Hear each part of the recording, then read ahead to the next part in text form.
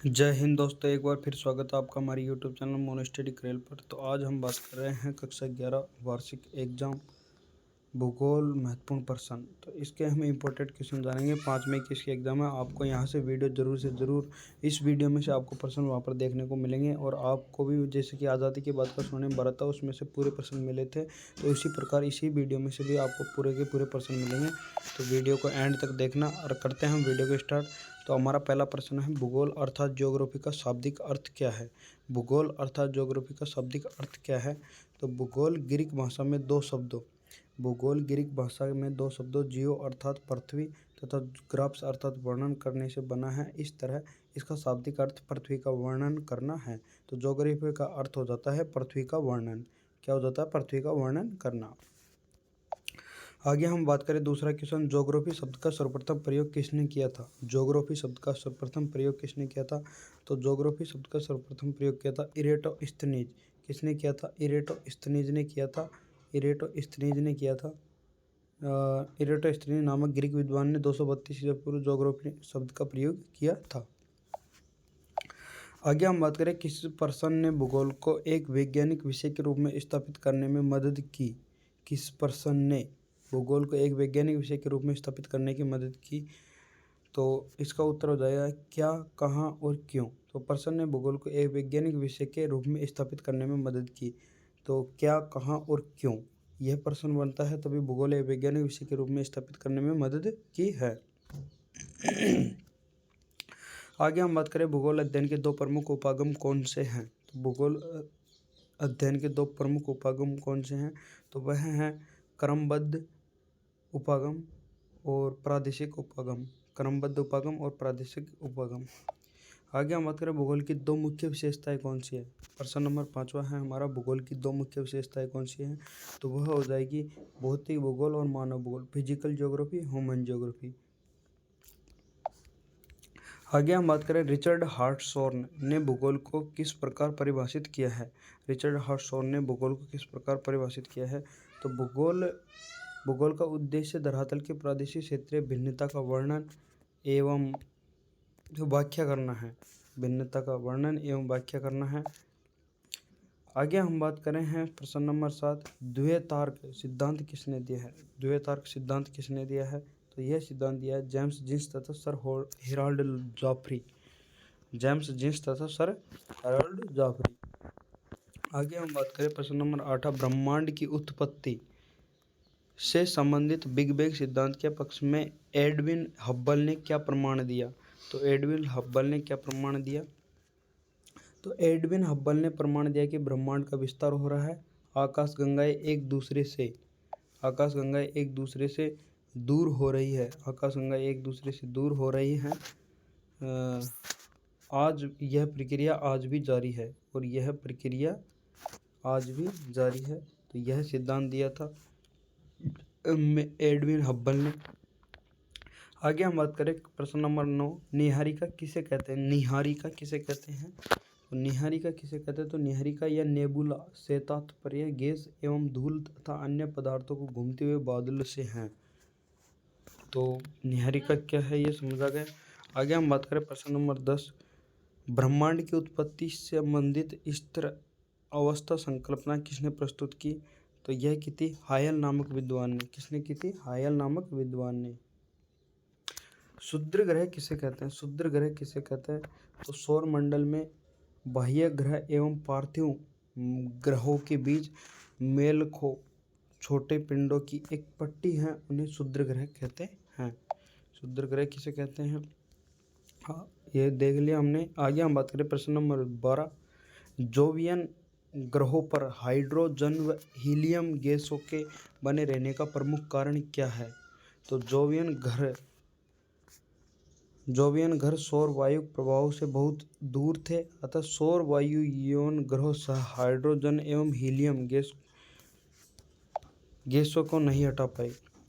तो इसका उत्तर है जोवियन ग्रह सौर वायु के प्रभाव से बहुत दूर थे, अतः सौर वायु जोवियन ग्रहों से हाइड्रोजन व हीलियम गैसों को नहीं हटा पाई। तो ये 12वां हो गया हमारा। तीसरा है पृथ्वी की निर्माण प्रक्रिया के प्रारंभिक वर्षों में इस पर किन गैसों की प्रधानता थी? तो किन गैसों की प्रधानता थी? तो वह गैस थी हाइड्रोजन व हीलियम गैसों की प्रधानता थी। हाइड्रोजन व हीलियम गैसों की प्रधानता थी। प्रश्न नंबर 14 है, वैज्ञानिकों के अनुसार पृथ्वी की आयु कितनी है? तो पृथ्वी की आयु है 4.6 अरब वर्ष। कितनी है? 4.6 अरब वर्ष। पृथ्वी पर जीवन के विकास का प्रारंभ आज से कितने वर्ष पहले हुआ? तो पृथ्वी पर जीवन का विकास आज से लगभग 380 करोड़ वर्ष पूर्व हुआ था। कब हुआ था? 380 करोड़ वर्ष पूर्व हुआ था। आगे हम बात करें, महाद्वीपीय विस्थापन सिद्धांत का प्रतिपादन किसने और कब किया? तो महाद्वीपीय विस्थापन सिद्धांत का प्रतिपादन किसने और कब किया था? तो इसका उत्तर हो जाएगा जर्मन मौसमविद अल्फ्रेड वेगनर ने 1912 ईस्वी में महाद्वीपीय विस्थापन सिद्धांत का प्रतिपादन किया। किसने किया था? जर्मन मौसमविद अल्फ्रेड वेगनर ने। आगे हम बात करें, पैंजिया एवं पैंथालासा क्या है? पैंजिया एवं पैंथालासा क्या है? तो पैंजिया आज के सभी महाद्वीप एक ही भूखंड के भाग थे, जिसे पैंजिया कहा गया है। पैंथालासा, पैंजिया के चारों ओर विस्तृत विशाल सागर को पैंथालासा कहा जाता है। जो पैंजिया है जिसके चारों ओर विस्तृत विशाल सागर को पैंथालासा कहा गया है। आगे हम बात करें, मध्य महासागरीय कटक क्या है? 18वां क्वेश्चन है हमारा, मध्य महासागरीय कटक क्या है? तो मध्य महासागरीय कटक अटलांटिक महासागर के मध्य में, मध्य महासागरीय कटक अटलांटिक महासागर के मध्य में उत्तर से दक्षिण तक आपस में जुड़े हुए पर्वतों की श्रृंखला है जो महासागरीय जल में डूबी हुई हैं। थोड़ी सी एडिटिंग में मिस्टेक हो गई है, आपने आप थोड़ा सा इतना समझ सकते हो आप भी। आगे हम बात करें, प्रश्न नंबर 9, रिंग ऑफ फायर किसे कहते हैं? रिंग ऑफ फायर किसे कहते हैं? तो प्रशांत महासागर के किनारे पर सक्रिय ज्वालामुखियों की श्रृंखला पाई जाती है। हेजी शेयरिंग ऑफ फायर या अग्निवलय कहते हैं। प्लेट विवर्तन के सिद्धांत में प्लेट से क्या तात्पर्य है? तो महाद्वीपीय एवं महासागरीय स्थल खंडों से मिलकर बना ठोस एवं अनियमित आकार का एक दृढ़ इकाई के रूप में है, इसे प्लेट कहते हैं। रूपांतर सीमा से क्या तात्पर्य है? दो विवर्तनी की प्लेट जब एक दूसरे के साथ साथ क्षैतिज दिशा में सरक जाती है कि तुनई प्रॉपर्टी का न तो निर्माण होता है न ही विनाश होता है, इस तरह की सीमा को रूपांतर सीमा कहते हैं।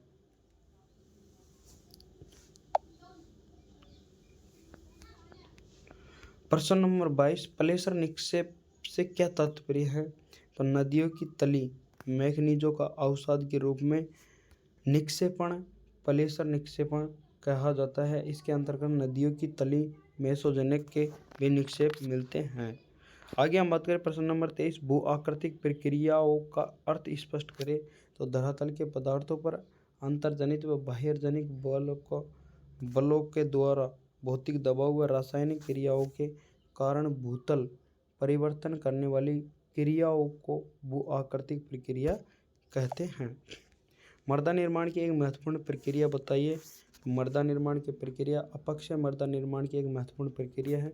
विभिन्न भू आकृतिक प्रक्रियाओं नियंत्रित करने वाले दो प्रमुख कारक कौन से हैं? तो तापमान व वर्षण दोनों ही भू आकृतिक प्रक्रियाओं को नियंत्रित करते हैं। वृत्त संचलन के लिए कौन सी शक्ति सहायक होती है? तो गुरुत्वाकर्षण शक्ति संचलन में सहायक होती है। तो गुरुत्वाकर्षण शक्ति संचलन में सहायक होती है। निक्षेपण क्या है? तो निक्षेपण अपरदन का परिणाम होता है। निक्षेपण अपरदन का परिणाम होता है। जब डाल में कमी आ जाती है तो अपरदित पदार्थों का निक्षेपण अर्थात जमाव शुरू हो जाता है। मृदा क्या है? तो मृदा धरातल पर प्राकृतिक तत्वों का समूह हेजिसोमंजियों जंतुओं तथा पौधों का पोषित करने की क्षमता होती है। भू आकृतिक कारक कौन से हैं? तो प्रकृति के तत्व जो धरातल के पदार्थों का अधिग्रहण तथा परिवहन करने में सक्षम है, जो स्वयं जल वायु आदि, उन्हें भू आकृतिक कारक कहते हैं। पेडोलॉजी विज्ञान किससे संबंधित है? पेडोलॉजी विज्ञान किससे संबंधित है? तो पेडोलॉजी मृदा विज्ञान से संबंधित है। कौन सी गैस हमें सूर्य से आने वाली हानिकारक पराबैंगनी विकिरण से बचाती हैं?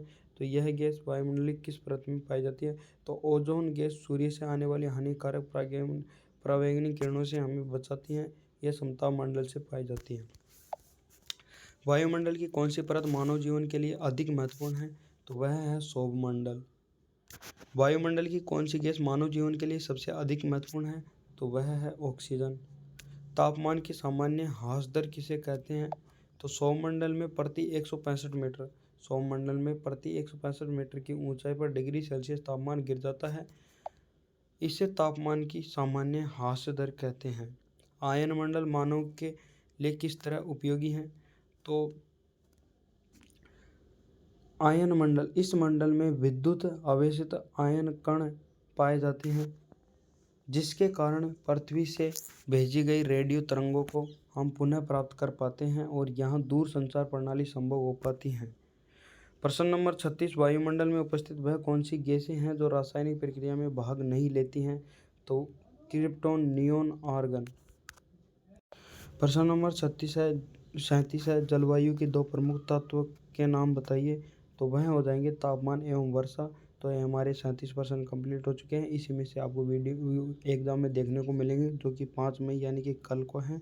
तो वीडियो अच्छी लगी तो वीडियो को लाइक और चैनल को सब्सक्राइब करके जाना, क्योंकि आने वाले जो भी एग्ज़ाम है उसके लिए भी हम ऐसे वीडियो लाते रहेंगे और आपको वहाँ पर मिलते रहेंगे। और अगर आपको विश्वास नहीं हो रहा तो आज़ादी के बाद के स्वर्णिम भारत वाले वीडियो उठा करके देख सकते हो, उसी में से पूरे प्रश्न मिले हैं। तो मिलते हैं अगले नेक्स्ट वीडियो में, तब तक के लिए जय हिंद, जय भारत।